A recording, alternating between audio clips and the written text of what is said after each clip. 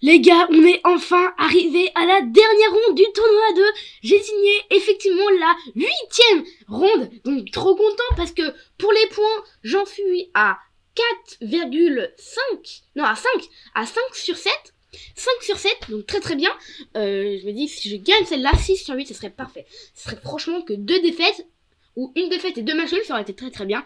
Et du coup, on va directement commencer cette partie. Mais donc avant, forcément, comme toutes les fois, je regarde le tableau et je joue ici contre un 1900. Je joue contre un 1900 et la 3e ronde, vous voyez, je joue contre un 1900 aussi. 1970 ou 1900. Et c'était très très très très dur. Et du coup ici, j'étais stressée. J'étais un petit peu stressée parce que 1900 c'est pas rien, hein, c'est quand même beaucoup. Et je me suis dit, bon, ça devrait aller. Souvent, je regarde toujours les âges sur la fédération aussi, on peut regarder les âges. Et du coup, là, j'ai regardé l'âge et il me semble que c'était un mec de 14 ans, 15 ans. Je sais plus, mais il était né dans les 2010 ou 2009, je me rappelle plus. Mais bref, il était né là, voilà quoi. Et je me suis dit, ok, donc c'est pas une adulte, donc il doit pas avoir non plus extrêmement beaucoup d'expérience, mais moi j'en ai encore moins, donc forcément. Et ici, dès que j'arrive sur ma table, donc je le vois, on se serre la main. Et ici, ça commence. Ça commence et je commence avec E4. E4, il me joue la défense française E6. Et du coup, je réponds par D4 tout simplement pour contrôler le 5 quoi. C'est la grande théorie. La grande théorie. Et après son petit fameux D5, pion prend, fou D3 et fou D6. En fait, là, on est en train de faire la théorie mais de malade. C'est exactement la même théorie. Cavalier F3, cavalier F6, petit roc, tour E1. Et là, je crois qu'il allait jouer tour E8. Bah oui, pour faire encore une fois la théorie. Mais, non. Il a joué fou G5, fou G4. Il joue fou G4. Et ce coup, il est bien. Mais, il est bizarre. Il est bizarre parce que, en fait, s'il me copie tout le temps, normalement, c'est tour E8 le coup. Mais là, fou G4, ça m'a un peu surpris, on va dire. Il est peut-être pas bien, mais ça m'a surpris. Je joue ici donc H3, il pousse son fou. Et je joue ici C3, pour justement garder le pion protégé, quoi. Et il joue C6, encore une fois du copier-coller. Fou G5, et ici il joue cavalier BD7, et moi je joue cavalier BD2. Et là, encore une fois, la position qui est franchement presque copier-coller, quoi. Il a juste un fou ici. Et moi, je vais bientôt le mettre, mon fou. Et j'ai une tour ici en E1 qui est active. Et peut-être les dames qui vont se mettre en C2. Dame C7, dame C2. Donc encore la technique. Hein. Et ici, H6. Donc je pousse mon fou. Et il m'envoie G5. Alors en fait, moi je me dis, bon. Si je pousse mon fou. De toute façon, j'ai que 3 coups. Si je pousse mon fou. Il prend, je prends, il prend sa dame, j'ai perdu un pion. Et en même temps, il y a beaucoup trop de pièces qui arrivent dans mon camp. Donc là, je me suis dit, ok, non. Est-ce que je sacrifie? Donc cavalier prend peut-être. Cavalier prend, après je me suis dit, bon, pion prend, fou prend. Je me suis dit, finalement, il n'y avait rien. Pareil pour fou prend, hein. Je me suis dit, fou prend, pion prend. Cavalier prend, il n'y a rien du tout. Et donc finalement, je me suis dit, ok, on va donc jouer G4. On va jouer G4, attaque son fou. Et encore une fois, encore la technique du copier-coller. Pion prend. Cavalier prend. Et je pense que là, je me suis un peu laissé absorber par la technique justement du copier-coller. Et après, cavalier F4. Je joue cavalier F5. Alors, en fait, ça peut paraître un mauvais coup parce qu'on peut se dire qu'après, il y a cavalier prend sur échec et nous, on n'a pas le temps de prendre, hein, parce que c'est sur échec. Mais en fait, après cavalier prend échec, donc ce qu'il a joué, hein, on a juste bougé nos 3 et ensuite, c'est nous qui allons prendre le pion. Sauf que moi, je sais pas ce qui m'est arrivé. Mais j'ai joué roi H1. Et ça, c'est très très nul comme coup. Parce qu'en fait, roi H1, il peut reprendre sur échec en plus. Alors que si j'aurais joué par exemple un coup comme roi G2, non peut-être pas G2 parce qu'il y a encore un échec, mais roi F1. Et roi F1 finalement il n'y a plus d'échec. Et après roi là, je prends finalement le pion. Et ça je l'aurais joué et ça c'est... Ouais, alors dit que c'est pas bien, mais le mec il aura donc pas non plus sacrifié comme ça ses pièces. Et du coup ici, après cavalier prend, je jouais roi H1. Donc, mon idée c'est juste de faire passer la tour ici. Peut-être le mater comme ça sauvagement. Mais il a pris. J'ai repris donc. Non, j'ai joué roi G2. Je peux pas reprendre. Roi G2 attaque le cavalier. Il prend mon fou. Et donc là, je joue cavalier prend pion. Je joue cavalier prend pion avec beaucoup de réflexion parce que je me dis que si je joue roi H7, son roi va totalement être mort en fait. Il va plus avoir coup quoi. Il joue roi H7. Il joue roi H7. Énorme gaffe de sa part.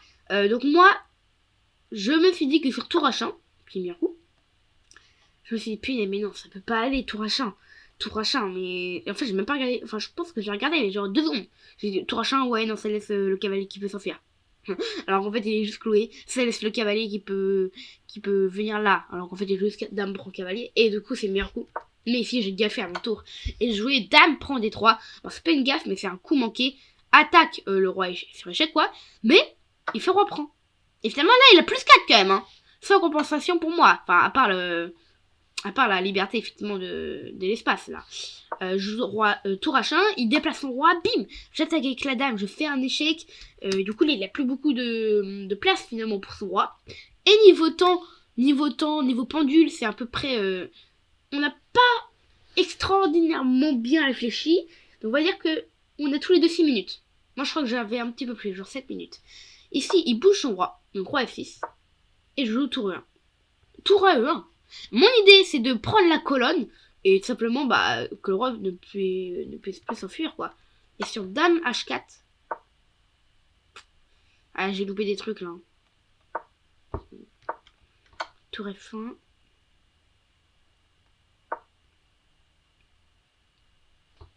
Ah, là, j'ai dû louper des trucs, malheureusement, mais là, c'était machin pour l'instant. Et après tour 1, ça commence à baisser malade pour les noirs. Et il a joué tour G8, le meilleur coup. Donc, j'ai poussé mon roi. Et bim! Fou G3, on enchaîne les gaffes de tous les côtés, là. Bim, bim, bim, bim, bim. Et après, fou G3, il attaque ma tour et il me laisse quand même mat en 2, presque. Peut-être pas mat en 2, mais c'est chaud, quoi, pour moi, là. Et du coup, ici, après fou G3, je jouais tour E3. En me disant que s'il bougeait son fou, j'allais tout simplement venir ici ou un truc dans le genre, quoi, vous voyez. Et si il joue dame F4, échec, qui pourrait être tentant, mais malheureusement, il y a ici tour F3, cloue la dame et on va la gagner au prochain coup. Du coup, ici, il a joué dame D6. Une gaffe encore, hein. Donc là, on a enchaîné les gaffes. Donc regardez, tac. Bim, une grosse gaffe. Bim, une énorme gaffe. Bim, un coup manqué. Bim, une gaffe. Je tour F3 ici, échec. Donc là, pour l'instant, ça a été bon pour les gaffes. Fou F8. Fou F4, pardon. Fou F4. Et après, tour H4. Mais 2 fois la pression. Et je me suis dit que là, finalement, c'était machin parce que j'allais récupérer le fou. Et après, avec un pion plus, c'était mort. Je joue ici tour 8.